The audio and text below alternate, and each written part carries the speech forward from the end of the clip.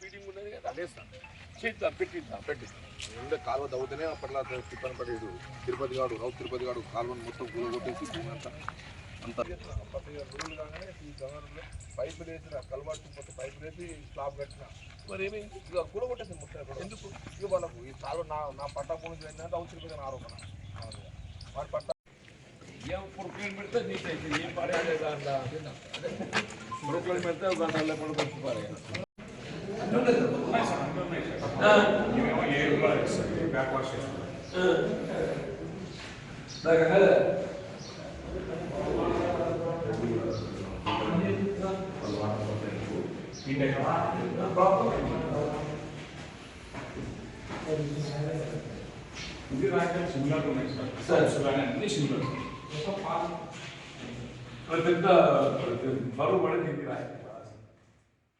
దానికి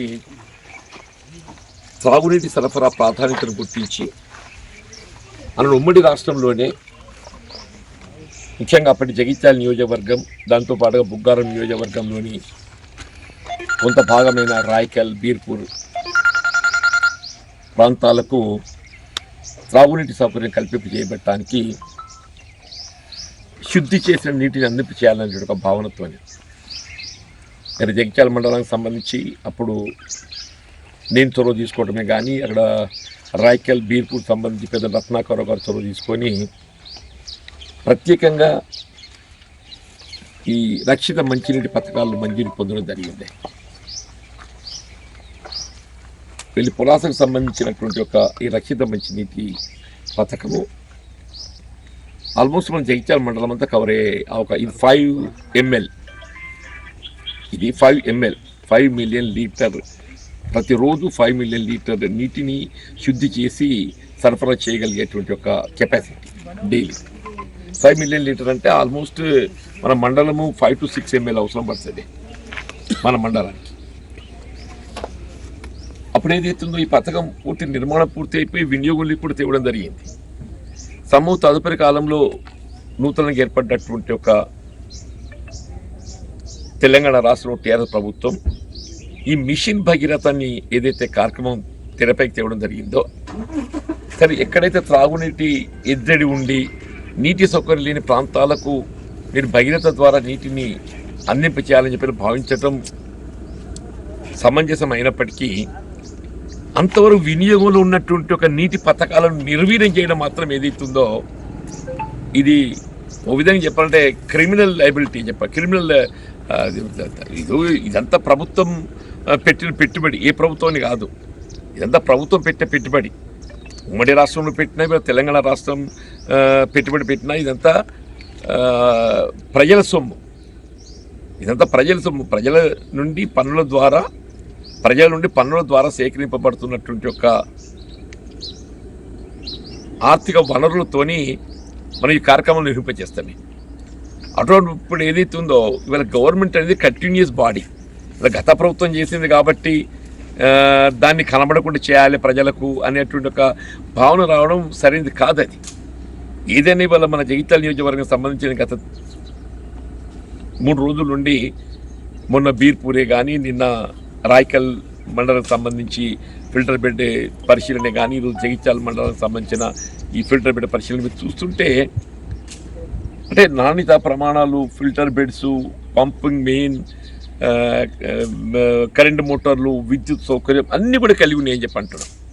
ఇప్పుడు ఏంటంటే దాదాపు దశాబ్ద కాలం కలిపి వీటిని వినియోగించలేకపోవడంతో కొంత అవి నిర్వీర్యమైపోయినాయి.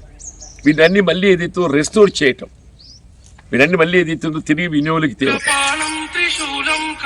ఇప్పుడు వాస్తవంగా భగీరథ నీటిని ద్వారా ప్రజల త్రాగుంటే అవసరాలను తీర్చాలని చెప్పని మరి టీఆర్ఎస్ ప్రభుత్వం భావించినప్పటికీ అంటే వాస్తవంగా భగీరథ నీరు క్లోరినేషన్ ఏదైతుందో అది 20 కిలోమీటర్ల మించి ఉండదు. ఇది ఇప్పటికి కూడా గమనించాలి. ఇప్పుడు మన డబ్బా కేంద్రం నుండి మన నీటి సరఫరా జరుగుతుంది అంటే అక్కడ మన డబ్బా నుండి ఒక 20 కిలోమీటర్ వచ్చేంత వరకు మాత్రమే ఆ నీటి ప్యూరిఫికేషన్ క్లోరినేషన్ ప్రభావం ఉంటుంది. 20 కిలోమీటర్ నీటి ప్రవాహం జరిగిపోతే క్లోరినేషన్ ప్రభావం 0 అవుతుంది. ఇది టెక్నికల్లీ అప్పుడు ఏం చేయాలి మళ్ళీ రీక్లోరినేషన్ చేయాలి. రీక్లోరినేషన్ చేయాలంటే పట్టణ మున్సిపాలిటీలో కొంత సౌకర్యం ఉన్నది రీక్లోరినేషన్ కొరకు. బట్ గ్రామీణ ప్రాంతంలో రీక్లోరినేషన్ సౌకర్యం లేదు. ఓన్లీ బ్లీచింగ్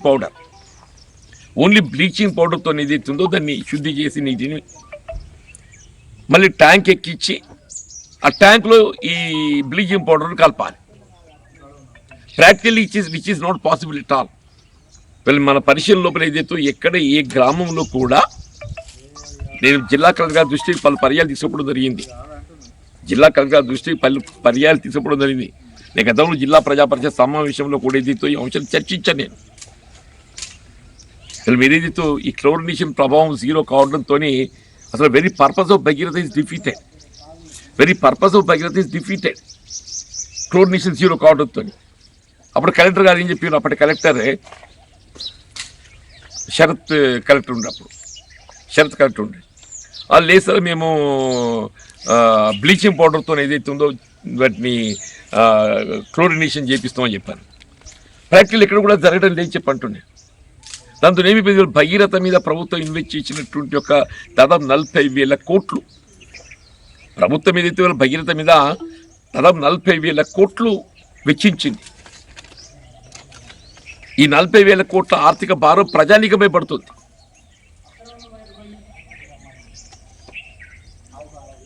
ఎక్కడైతే మీకు గ్రౌండ్ వాటర్ అందుబాటులో లేదో, భూగర్భ జలం అందుబాటులో లేదో, ఆర్ ఫ్లోరైడ్ కంటెంట్ ఉంటుందో మీరు అప్పుడు ఇతర నదీ ప్రవాహంకి వెళ్ళి ప్రాజెక్టుకి వెళ్ళి నీరు పొందడానికి ప్రయత్నం చేయాలి. ఇక్కడ మనకు భూగర్భ జలం అందుబాటులో ఉండడమే కాదు, ఇక నీటి సౌకర్యం కూడా ఉన్నది మంచిగా. ఇవన్నీ నిర్వీర్యం చేయడంతో ఇది గవర్నమెంట్ ఎక్స్చేకర్, ఈ ఫైనాన్షియల్ బర్డెన్ అనేది గవర్నమెంట్ ఎక్స్చేకర్ మీద పడుతుంది. ఇలా ప్రభుత్వం మీద పడే భారం ఇది చెప్పంటూ నేను ప్రభుత్వం వెచ్చించినటువంటి ఒక ఈ భారం ఇది ఈ 20 కోట్లు. ఇప్పుడు ఇది పులాస కానీ అది కానీ ఏదైతే ఉందో ఆల్మోస్ట్ ఈచ్ 10 crores ప్రాజెక్ట్ దాదాపు 20 కోట్లు వెచ్చించి దీన్ని నిరర్థకం చేశారు. కొంచెం నేను అనుకుంటే ఇప్పుడు 1 కోటి రూపాయలు వెచ్చిస్తే మ్యాక్సిమం చెప్తున్నాను, ఇప్పుడు పొలాస కానీ రాయకల్ కానీ మ్యాక్సిమం 1 కోటి రూపాయలు వెచ్చిస్తే this can be revived. Maximum each project వాళ్ళ అంచనాలు రూపొందిస్తూ ఎంత అవుతుందో నాకు తెలియదు ఇంకా లెక్క. బట్ ఎంతైనా కానీ అంతకు మించి దొరుకుతుందని చెప్పి నేను అనుకోని చెప్పంటున్నా. అంటే భగీరథ మనకు వచ్చినా అది త్రాగునీటి కూడా వినియోగించుకోలేకపోతున్నాం. భగీరథ నీరు వచ్చినా కానీ దాన్ని త్రాగటానికి వినియోగించుకోలేకపోతున్నాం. ఎందుకంటే ఇది క్లోరినేషన్ జీరో అవుతుంది కాబట్టి అది కేవలం పాకి పనులు మాత్రం వినియోగింపబడుతున్నది. సపోజ్ ఇప్పుడు ఇది మనము రెస్టోర్ చేయగలిగినట్టయితే this can use for drinking water purpose.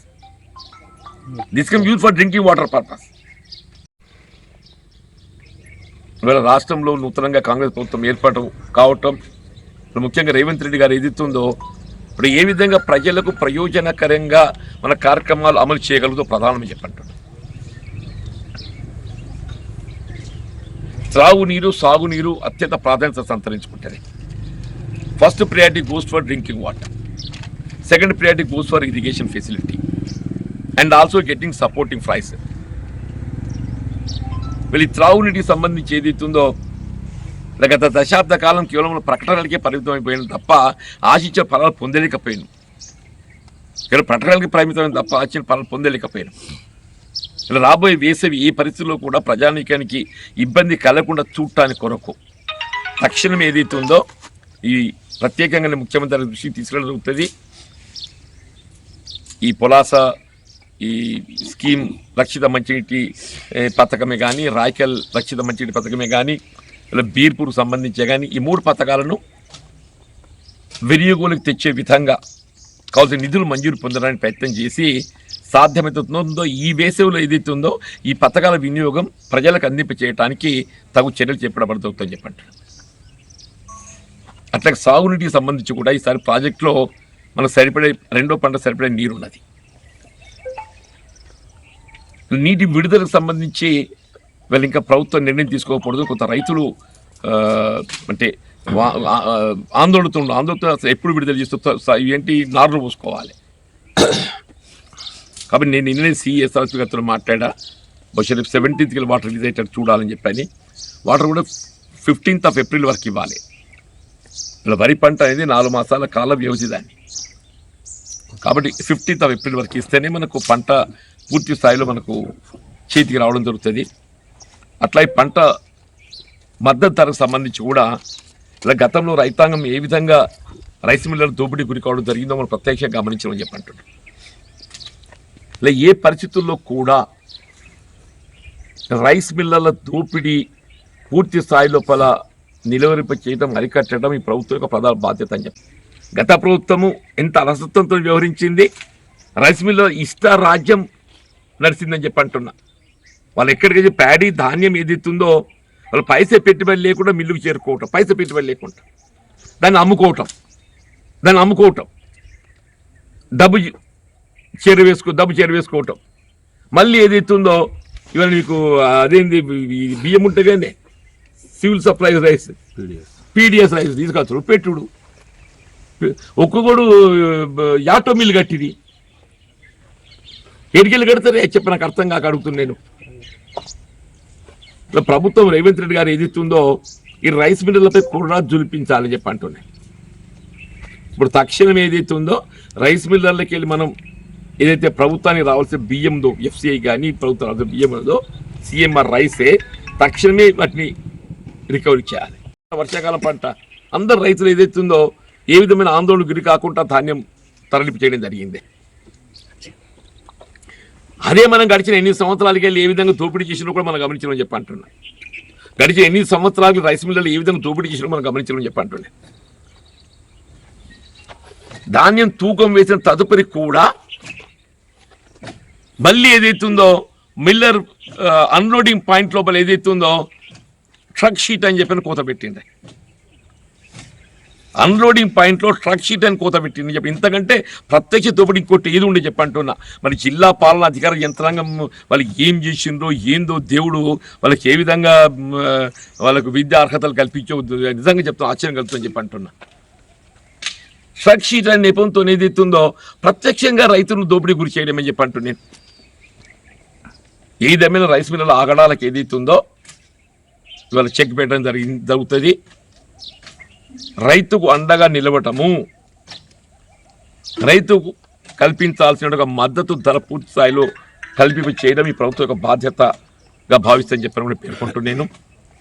గ్రామీణ ప్రాంతంలో రైతాంగం, రైతు కూలీలు, రైతాంగం రైతు కూలీలకు కానీ ఏదైతుందో అండగా నిలవడం ప్రభుత్వ బాధ్యత భావిస్తని చెప్పని కూడా పేర్కొంటున్నాను.